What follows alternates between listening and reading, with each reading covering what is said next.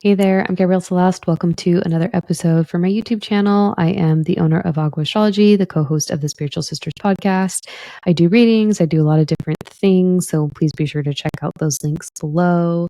I am going to be talking today about greed in the spiritual space, how healers can oftentimes see greed and or not be aware of it, how they value money, how greed impacts one's ascension process, the expansion of consciousness on, the earthly plane.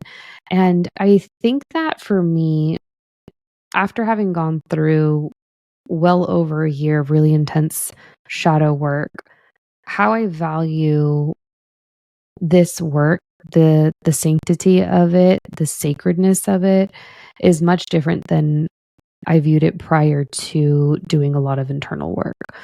So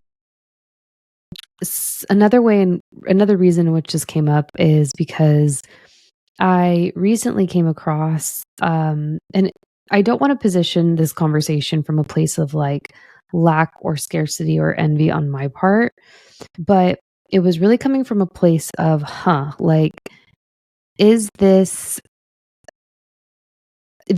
just like kind of like a hot theme, or is this because this industry is growing and it's getting a lot of attention and it's going to over the next couple of years?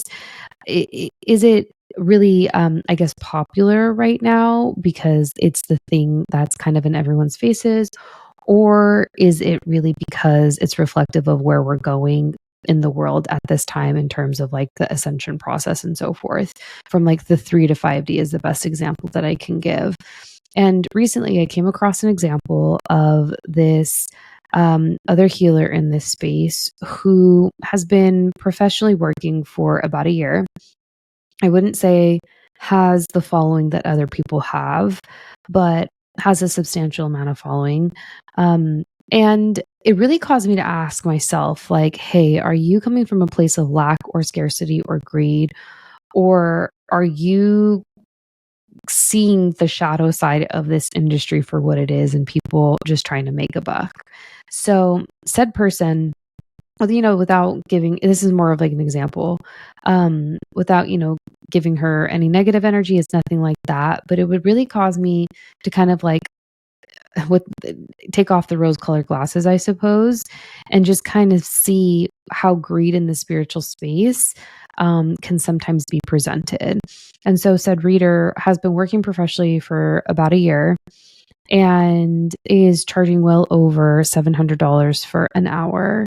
And it almost kind of gave me like a little bit of like a gimmicky kind of a feeling.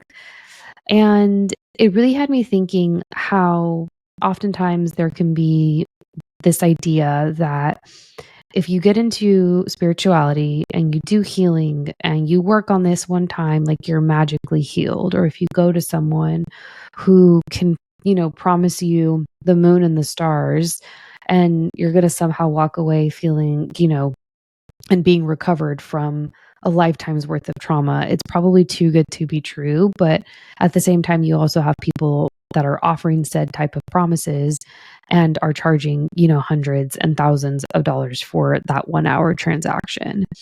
And for me, it kind of just left a little bit of a distaste in my mouth. And again, having done so much shadow work in the last year, one thing that I've really come to understand is greed is one of the negative ways in which consciousness can expand. And oftentimes when you're positioning yourself as a healer if you have positioned yourself, if you have the following, if you have the credentials, if you have the experience, the talent, the skill set, all of that to really position yourself to be able to do that, by all means, I'm not hating on that at all.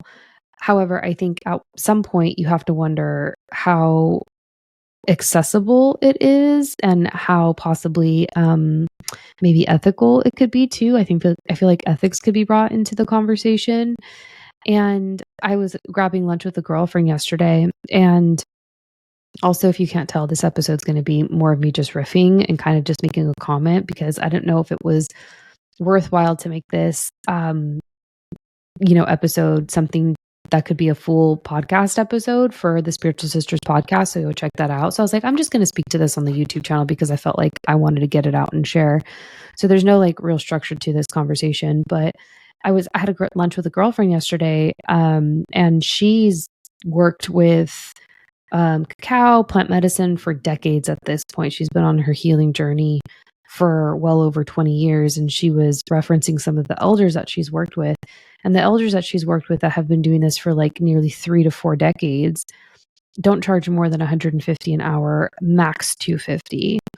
And it really kind of made me question, like, okay, at what point is it in alignment? Is it fair? Is it balanced per the universal laws of balance, where it's like a fair exchange of energy and it's not profiteering? So I feel like there's a lot of it's this space at this point in time, and it's only going to continue to get more attention. It's a really great example of using your discernment and not buying into maybe false gurus who can potentially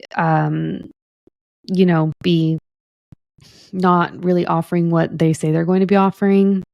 And also like a little bit of spiritual elitism too, because it's almost kind of like there's a like a threshold to entry. And if, say, for example, there are, you can pay like $2,500 for an hour, and it's that hour is going to change your life with like a well-known reader, maybe not. I almost kind of question a little bit of that too. But again, if you position yourself like that and you've kind of worked from the business aspect of it and you've taken that into account, and then in addition to that, you as the healer, the business owner, have done the healing to be able to support that, and you are acknowledging the collective responsibility and can charge that, I guess, for that hour, then by all means. So yeah, it's just kind of something that's really come into my my arena in the last month, and I wanted to document it because I wanted to be able to look back on this season and use it as a reminder that it's not all about the money, even though at times a lot of many healers in this space are in it for that reason alone. So yeah, just a quick message. Hopefully this was helpful and it landed for someone, and I will see you in the next one.